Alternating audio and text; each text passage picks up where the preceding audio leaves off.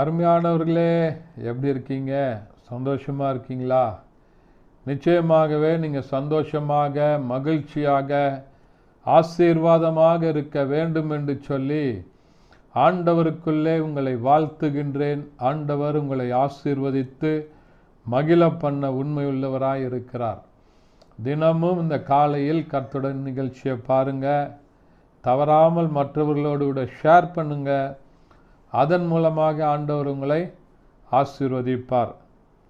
இந்த நாளின் தியானத்திற்கு என்று சொல்லி நாம் தெரிந்து கொள்ளப்பட்ட வேத பகுதி ஆதியாகமம் புத்தகம் 30ஆம் அதிகாரம் அதனுடைய 23வது வசனம் இப்படியா சொல்கிறது: அவள் கர்ப்பவதியாகிய ஒரு குமாரனை பெற்று தேவன் என் நிந்தையை நீக்கிவிட்டார் என்று சொன்னாள். யார் அப்படின்னு சொன்னால், ராகேலை கர்த்தர் நினைத்தருளினார். நினைத்தருளி ராகேலிற்கு ஆண்டவர் ஒரு குழந்தையை கொடுத்தார். யோசேப்பு கொடுத்த போது அங்கே சொல்லப்படுகிற வசனம் என்னென்று சொன்னால், அருமையானவர்களே, ராகேலிற்கு குழந்தை இல்லாமல் இருந்தது. அவருடைய சகோதரியாகிய லேயால் அவளை நிந்தித்தாள். அவளை நிந்தித்து, நீ மலடி, உன்னால் குழந்தை பிறக்க முடியாது, உன்னுடைய சரீரத்தில் குறை இருக்கிறது, நீ குழந்தை பெறுகிற பாக்கியத்தை ஆசீர்வாதத்தை உடையவள் அல்லன்னு சொல்லி அவளை நிந்தித்தாள்.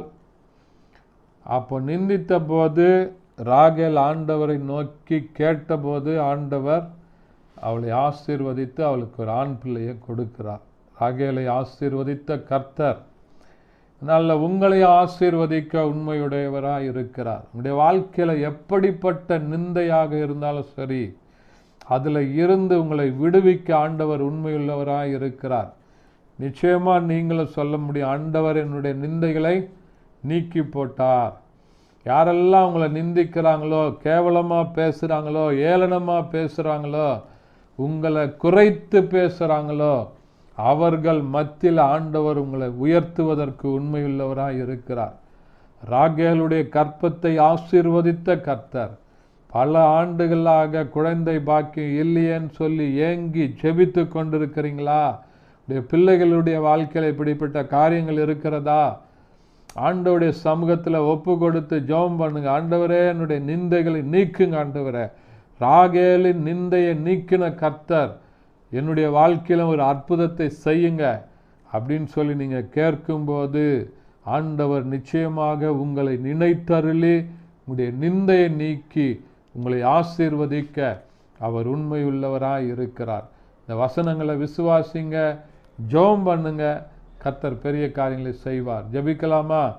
பரிசுத்த பிதாவே, உம்மை துதிக்கிறோம், உம்மை ஸ்தோத்தரிக்கிறோம், உம்முடைய நாமத்தை மகிமைப்படுத்துகிறப்பா.